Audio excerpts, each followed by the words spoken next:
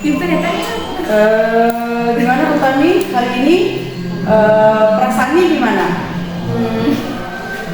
Grogi. Oke. Ini hari ini kita akan mengadakan kegiatan observasi sebelum kegiatan seperti ini dimulai. Jadi mungkin ada beberapa hal yang ingin saya tanyakan, termasuk tadi saya bertanya perasaannya ibu bilang grogi, jadi santai aja. Anggap kita kan bercerita seperti biasa, saling mencari ilmu, kemudian pengalaman. Bisa jadi pengalaman yang Ibu Tami nanti akan tampilkan itu bisa jadi pembelajaran juga buat saya. Oke Bu Tami, untuk tujuan pembelajaran Ibu Tami nanti apa? Tujuan pembelajaran ini yang pertama, peserta didik mampu untuk mendeskripsikan keragaman alam Indonesia. Keragaman alam Indonesia. Hanya itu saja Bu? Ada buku yang kedua, peserta didik mampu menganalisis. Oke, jadi setelah mendeskripsikan mereka akan mampu menganalisis keragaman alam Indonesia. Kemanfaatan sumber daya alam. Oh, manfaat sumber daya alam ya.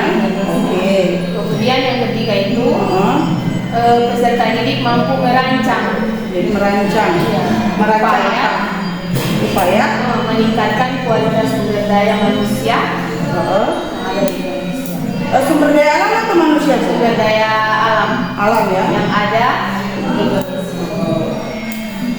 Oke, jadi ada 3 tujuan pembelajaran yang akan dicapai, yaitu yang pertama mampu mendeskripsikan keragaman alam Indonesia, kemudian yang berikut menganalisis manfaat sumber daya alam, kemudian merancang upaya peningkatan sumber daya alam di Indonesia.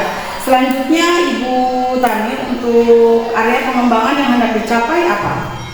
Area pengembangan ini yang ingin dicapai, yang pertama saya ingin meningkatkan kemandirian kepada siswa dalam bentuk diskusi kelompok. Oke, jadi kemandirian dalam bentuk diskusi ya. Hanya itu saja pengembangan? Ada 2.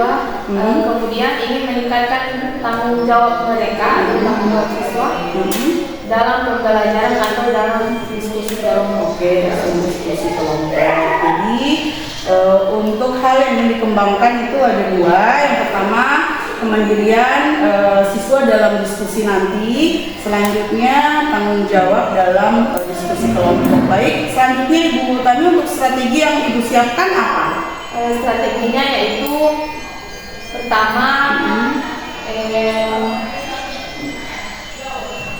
kalau penyajiannya itu metode diskusi, berarti menggunakan diskusi kelompok ya. Kemudian pakai PowerPoint. Jadi PowerPoint ini untuk materi. Jadi materinya ditampilkan dalam bentuk PowerPoint ya. Jadi menggunakan media visual ya. Jadi selain mereka mendengar, mereka juga melihat materi yang Ibu tampilkan. Jadi materi PPT dan audio visual. Oke, Ibu Tami, mungkin untuk praobservasi hanya itu yang ingin saya tanyakan, semua dengan kesiapan Ibu dalam hal pembelajaran di kelas nanti akan kita lanjutkan dan kita kembangkan dalam kegiatan selanjutnya. Terima kasih. Assalamualaikum warahmatullahi wabarakatuh. Ya, perhatikan dulu bismillahirrahmanirrahim. Assalamualaikum warahmatullahi wabarakatuh. Waalaikumsalam warahmatullahi wabarakatuh. Ya, sebelum kita memulai pelajaran pada siang ini, alangkah baiknya kita mulai dengan berdoa. Berdoa sesuai keyakinan masing-masing dan saya akan pimpin sendiri. Berdoa mulai.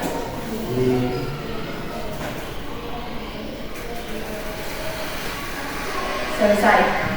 Ya, jadi sebelum kita masuk pada materi yang hari ini, Ibu ambil absen dulu ya. Ibu cek dulu kehadiran.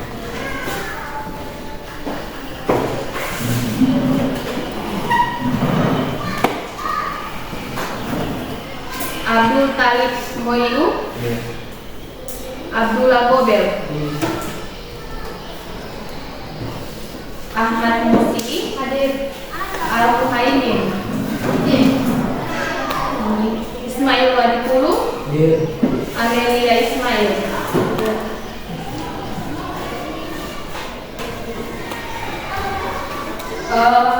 Jadi hari ini kita akan belajar mata pelajaran IPS tentang kondisi geografis dan pelestarian sumber daya alam. Di sini Ibu sudah buat PowerPoint.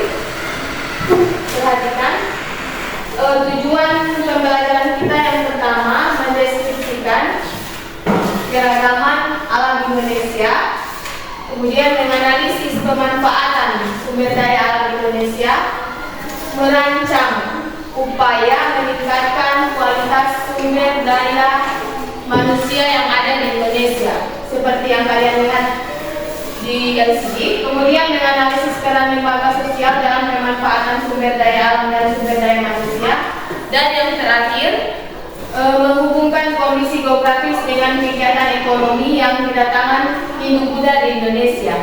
Di sini materinya, yang pertama keragaman alam Indonesia, bagaimana proses geografis yang mempengaruhi keragaman yang ada, yang keragaman alam Indonesia. Seperti kalian ketahui, bangsa Indonesia patut bersyukur karena proses geografis dan keragaman alam yang dimiliki. Kemudian letak Indonesia sangat memudahkan bagi kehidupan kita, yaitu kehidupan masyarakat. Selain memiliki letak geografis yang sangat menguntungkan, Indonesia juga memiliki geografis, iklim dan cuaca yang sangat menguntungkan. Kemudian di sini ada letak geografis, jelas ini. Letak geologis. Di sini posisi suatu wilayah yang didasarkan pada struktur geologi atau susunan batuan yang ada di sekitarnya. Kemudian secara geologis, Indonesia itu dilalui dari jalur pegunungan dunia, yaitu pegunungan Sirkum Pasifik dan Sirkum Mediterranean. Letak tersebut menyebabkan Indonesia memiliki banyak gunung api yang aktif. Kemudian yang kedua, cuaca dan iklim. Seperti cuaca adalah kondisi rata-rata udara pada saat tertentu di suatu wilayah yang relatif sempit dan dalam waktu yang sangat singkat. Iklim merupakan kondisi cuaca rata-rata tahunan pada suatu wilayah yang luas. Indonesia juga memiliki iklim tropis yang mempengaruhi dua musim. Seperti kita ketahui yang sekarang ini, yaitu musim apa? Musim panas atau musim kemarau. Yaitu Indonesia ini memiliki dua musim. Kalau bukan musim hujan dan musim kemarau. Tapi saat ini kita ada pada musim kemarau ya. Iya, yang kemudian berikut pengaruh unsur iklim terhadap tanaman. Yang pertama, penyinaran matahari. Di sini mempengaruhi sekali fotosintesis tanaman, dapat meningkatkan suhu udara. Kemudian suhu mengurangi kadar air sehingga cenderung menjadi kering. Seperti yang Anda ketahui, kalau musim kemarau otomatis kan susah sekali ini air. Kemudian kelembapan. Kelembapan ini membatasi hilangnya air. Angin membantu proses penyerbukan secara alami dan mengurangi kadar air. Kemudian yang terakhir yaitu hujan. Hujan itu meningkatkan kadar air atau mengikis tanah. Ya, kemudian yang kedua yaitu bagaimana proses geografis. Di sini mempengaruhi keragaman sosial budaya. Proses geografis memiliki pengaruh terhadap keragaman sosial budaya masyarakat Indonesia. Yang pertama, keragaman sosial budaya di masyarakat. Perbedaannya di sini yaitu sosial budaya meliputi perbedaan nilai-nilai, norma, dan karakteristik dari suatu kelompok. Kemudian keragaman budaya juga mencakup barang-barang yang dihasilkan oleh masyarakat. Seperti apa? Seperti senjata, alat bajak sawah, kitab hukum alam, dan tempat tinggal. Iya, kemudian yang faktor yang selanjutnya yaitu pengaruh faktor geografis dan keragaman budaya yang ada di Indonesia. Indonesia itu merupakan salah satu bangsa Indonesia yang memiliki tradisi kelautan yang begitu kental. Keragaman budaya dipengaruhi oleh lingkungan fisik. Manusia sebagai individu adalah kesatuan jiwa, raga, dan kegiatan atau perilaku itu sendiri, pribadi kita sendiri. Kemudian sebagai individu dalam pribadi manusia terdapat 3 unsur, yaitu unsur nafsu, semangat, dan integrasi. Sampai sini paham adik-adik? Ada yang ingin ditanyakan?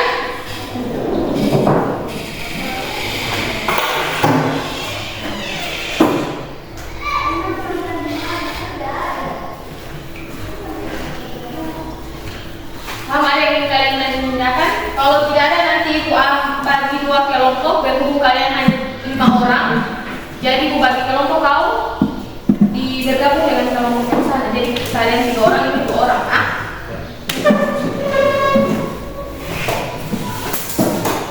Ibu nanti bagikan LKPD, kalian akan mengerjakan ada 3 soal, kemudian dijawab sesuai kelompok.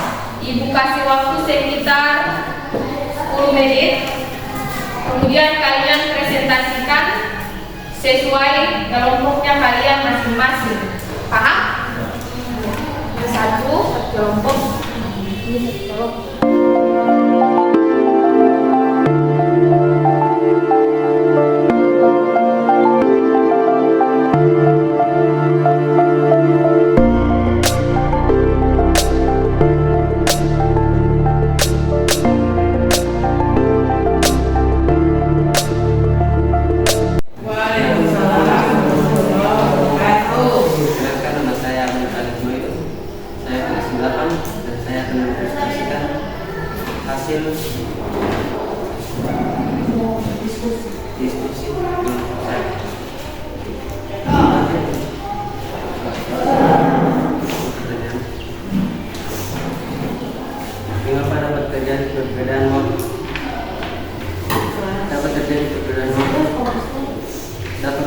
Dapat terjadi perbedaan waktu rotasi bumi,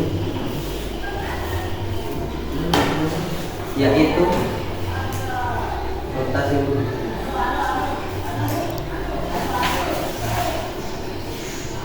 Nomor 2, titik mana yang digunakan sebagai garis waktu? Titik yang dapat digunakan sebagai garis waktu yaitu garis berinding utama. Nomor 3, bagaimana dampak perbedaan waktu bagi masyarakat Indonesia? Dampak perbedaan waktu bagi masyarakat Indonesia yaitu menimbulkan kesulitan komunikasi dan koordinasi antar daerah di Indonesia. Apakah ada tanggapan dari teman-teman?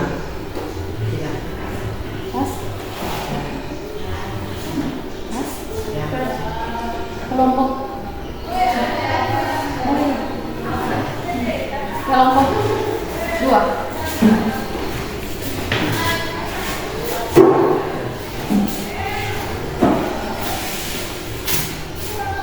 Assalamualaikum warahmatullahi wabarakatuh. Perkenalkan, nama saya Muhammad. Saya dari kelompok 2 akan mempresentasikan hasil kerja kelompok saya. Mengapa dapat terjadi perbedaan waktu? Perbedaan waktu terjadi karena rotasi bumi. Nomor 2, titik mana yang digunakan sebagai garis waktu 00? Garis meridian pertama. Bagaimana dampak waktu bagi masyarakat Indonesia? Menimbulkan kesulitan komunikasi antar daerah di Indonesia. Assalamualaikum warahmatullahi wabarakatuh. Waalaikumsalam warahmatullahi wabarakatuh. Iya, apakah ada tambahan atau tanggapan dari kelompok 1 atas presentasinya dari kelompok 2? Pas? Iya.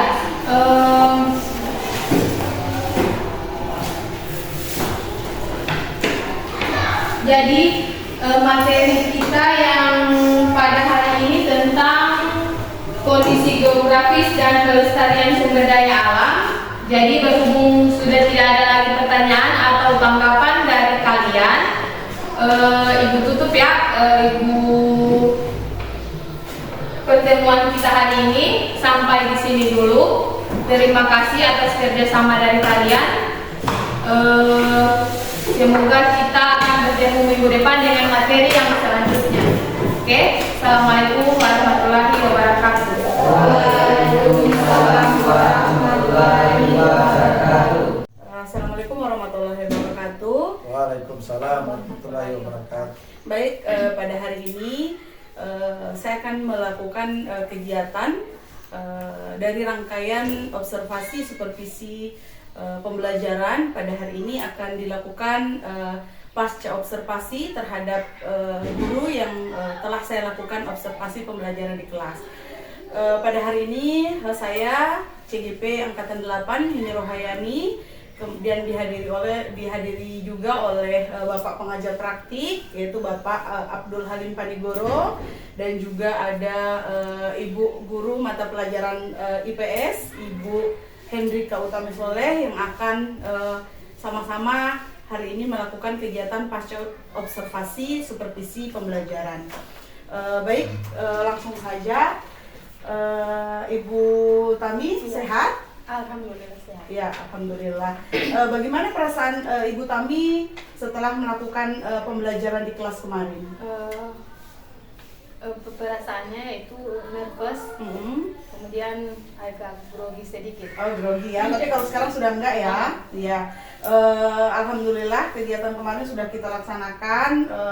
Ibu Tami sudah melewati rangkaian kegiatan pembelajaran di kelas, meskipun dengan ada nervousnya, grogi, tapi alhamdulillah sudah dilewati dengan baik. Ibu Tami, apakah kegiatan pembelajaran yang Ibu lakukan kemarin sudah sesuai dengan RPP yang Ibu buat? Sesuai, ada beberapa yang belum sesuai. Kemudian langkah-langkah pembelajaran sudah dilaksanakan, tetapi masih ada kekurangan yang perlu ditingkatkan atau yang perlu dibenahi. Oke, seperti itu ya. Iya. Selanjutnya Ibu, untuk di dalam RPP itu kan tentu ada tujuan pembelajaran. Apakah menurut Ibu sudah tercapai tujuan pembelajaran yang Ibu ingin capai di materi tersebut? Tujuan pembelajarannya belum sepenuhnya tercapai, karena masih ada langkah-langkah dalam pembelajaran itu yang belum diperbaiki atau yang belum tertata dengan rapi. Oke. Ibu Tami, di dalam kegiatan pembelajaran itu apakah Ibu merasa ada kekurangan yang ingin Ibu perbaiki untuk pembelajaran selanjutnya? Kekurangannya ada beberapa hal. Yang pertama itu berdoa yang dipimpin langsung oleh siswa. Oh, iya. Karena yang tadi yang supervisi tadi itu saya berdoa, saya sendiri yang pimpin. Oke. Kemudian yang kedua, memperbaiki kondisi tempat duduk siswa agar mereka merasa nyaman. Kemudian yang ketiga, memberikan penguatan karakter pada murid tersebut. Oke. Gitu. Jadi menurut Ibu itu termasuk pada kekurangan yang akan Ibu perbaiki selanjutnya, gitu ya Bu ya. Menurut Ibu kira-kira kapan akan Ibu perbaiki apa yang Ibu sampaikan tadi rencananya? Rencananya sih insya Allah nanti akan ada supervisi berikutnya. Kemudian strateginya yang pertama mencari referensi di buku-buku yang ada materi yang menyangkut dengan materi yang tadi. Kemudian akan menggunakan internet juga. Yang kedua, melakukan dan membuat pertanyaan-pertanyaan yang menyangkut tentang penguatan materi yang berhubungan dengan materi pembelajaran tadi. Oke, jadi hal-hal tersebut nantinya akan Ibu lakukan ke depan untuk memperbaiki yang menurut Ibu kurang di dalam pembelajaran yang kemarin ya. Oke, luar biasa sekali Ibu. Mudah-mudahan nanti juga ke depannya kita akan melakukan kegiatan yang sama. Insya Allah mudah-mudahan untuk kekurangan yang menurut Ibu masih harus diperbaiki lagi, mudah-mudahan nanti akan terwujud ya Bu. Untuk selanjutnya perasaan Ibu Tami gimana setelah melewati serangkaian kegiatan observasi atau supervisi ini? Perasaannya alhamdulillah lega karena beberapa hari sebelum supervisi itu agak nervous, pokoknya ada takut-takut sedikit. Tapi alhamdulillah setelah ini sudah alhamdulillah lega. Oh gitu ya, jadi Ibu Tami merasa sudah melewati itu sudah lega gitu ya. Tapi kedepannya mudah-mudahan dari rangkaian kegiatan ini kita bisa sama-sama belajar. Jadi kegiatan kemarin itu bukan semerta-merta saya mencari kesalahan, tidak kan? Jadi kita sama-sama belajar, memperbaiki hal-hal yang kurang. Alhamdulillah Bu tadi sudah luar biasa sekali. Ada kedepannya ada rencana-rencana yang akan Ibu lakukan untuk penyempurnaan kekurangan yang menurut Ibu ada dalam kegiatan pembelajaran itu. Baik, mungkin hanya itu hal-hal yang saya tanyakan ke Ibu Tami. Selanjutnya mungkin bisa saya serahkan kepada Bapak pengajar praktik untuk memberikan umpan balik terkait rangkaian kegiatan observasi supervisi yang telah dilakukan. Kepada Bapak disilahkan. Baik, terima kasih. Nah, selama percakapan tadi Ibu Heni ya sini menjalin kemitraan dengan rekan guru, Ya. terus tidak menggurui, memberikan nasihat kepada rekan guru, sehingga rekan guru pun termotivasi akan melakukan rencana tindak lanjut ya. Terus kemudian terjadilah percakapan dua arah, terjalin santai, harmonis, dan penggunaan bahasa yang bisa dipahami oleh rekan guru seperti itu. Nah, demikian umpan balik yang saya berikan, yang saya dapat pada hari ini, itu pasca observasi ya. Iya. Ya. Iya. Ya. Demikian dari saya. Wassalamualaikum warahmatullahi wabarakatuh. Waalaikumsalam warahmatullahi wabarakatuh. Kita sudah lihat pas mati itu? Baiklah, kegiatan rangkaian kegiatan pasca observasi telah selesai. Saya ucapkan terima kasih banyak kepada Bapak pengajar praktik yang sudah memberikan arahan dan bimbingan kepada kami, dan juga saya ucapkan banyak terima kasih kepada Ibu Utami, rekan sesama guru saya yang ada di sekolah. Insya Allah kedepannya kita bisa berkolaborasi lagi dengan lebih baik. Terima kasih. Saya akhiri. Assalamualaikum warahmatullahi wabarakatuh. Waalaikumsalam warahmatullahi wabarakatuh.